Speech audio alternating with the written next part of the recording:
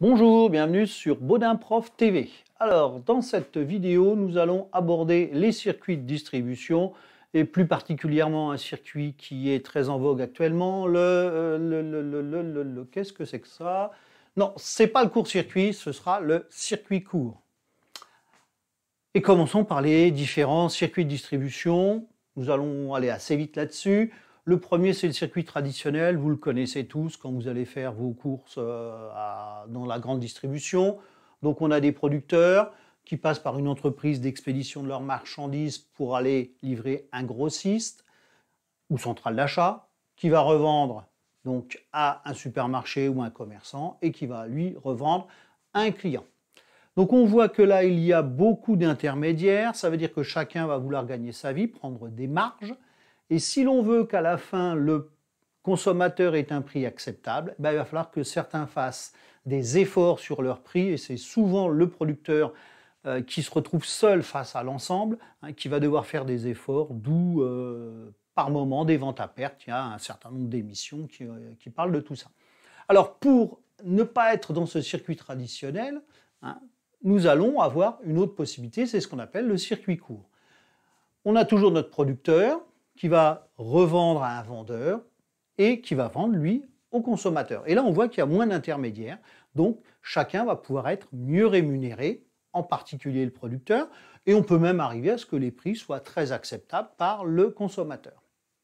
Mais on est encore plus direct que ça. On parle du circuit ultra court ou du circuit direct, c'est du producteur au consommateur, et là, l'intégralité du prix de vente hors taxe va être dans la poche du producteur qui, lui, donc, va pouvoir rémunérer dignement son travail. Alors, voyons les atouts du circuit court. Je viens d'en parler, du principal, c'est une meilleure rémunération des intervenants, et en particulier du producteur. La valeur ajoutée sera dépensée localement. Alors, qu'est-ce que j'entends par cela ? C'est-à-dire que la richesse créée par le travail du producteur, lui, quand il va récupérer cet argent, il va le dépenser autour de lui, dans les magasins qui sont autour de chez lui. À l'inverse de la grande distribution, quand vous laissez de l'argent chez monsieur Leclerc, Intermarché, Auchan, Carrefour, à la fin de l'année, les bénéfices, ils sont redistribués, mais non pas aux producteurs, ils sont redistribués aux actionnaires, aux fonds de pension même par moment. Troisième atout, c'est un renforcement du lien entre le producteur et le consommateur. Logique, vous allez sur le marché, vous allez acheter vos salades toutes les semaines, vous connaissez votre producteur, vous pouvez discuter avec lui. Ça va même plus loin, puisqu'il y a une certaine transparence, vous pouvez savoir où est son entreprise, vous pouvez même, quand on parle de vente à la ferme, vous êtes directement sur le lieu de production, donc une belle transparence. Il y a un respect de l'environnement. Alors, pas uniquement parce que ça peut être des producteurs bio, pour trois raisons très, très logiques. Il y a moins de transport. Vos salades, elles n'ont pas traversé la France, elles ne sont pas passées par un grossiste, etc. Le producteur, il amène ça à quelques kilomètres de chez lui, de sa production. Il y a moins d'emballage. Sur les marchés, vous pouvez venir avec votre propre sac, votre propre panier et le remplir. Donc, pas d'utilisation de sacs papier ou autre. Et puis, il y a moins de déchets. Alors là, je m'explique. Dans la grande distribution, par exemple, les carottes, il faut qu'elles soient bien droites. Et donc, les producteurs jettent tout ce qui n'est pas droit.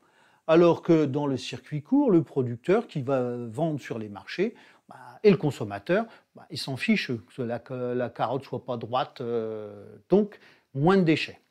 Et puis, là aussi, un produit de saison, le maraîcher du coin, lui, va pas aller importer des avocats du Pérou, il produit que ce qu'il peut faire dans la saison sur son terrain.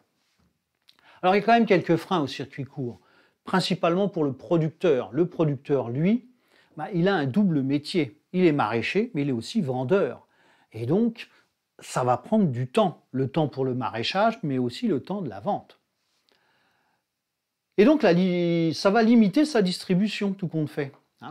Donc, soit parce qu'il n'a que quelques hectares, il ne peut pas donc s'agrandir, mais il y a aussi le fait que le temps ne fait que 24 heures par journée, donc il ne pourra pas en faire plus, et puis les distances. Il ne va pas aller faire un marché à 150 km de chez lui. Il va faire ce qui reste, les marchés autour de chez lui. Donc voilà pour les freins. Alors passons maintenant aux formes de circuits courts. Et on verra qu'il y en a un certain nombre. Le premier, c'est la vente par le producteur sur le marché. Ça, on le connaît tous. Alors faites attention tout de même.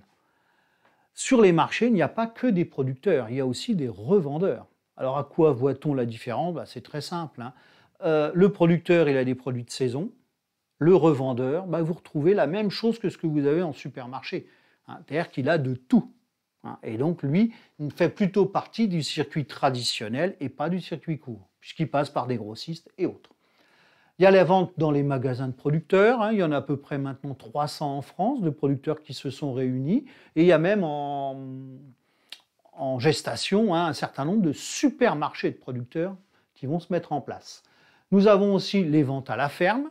Là, classique, hein, vous allez prendre vos produits, voire même cueillir vous-même vos produits. Vous avez les AMAP, Associations pour le maintien de l'agriculture paysanne, hein. Donc ça, c'est très, très simple, hein.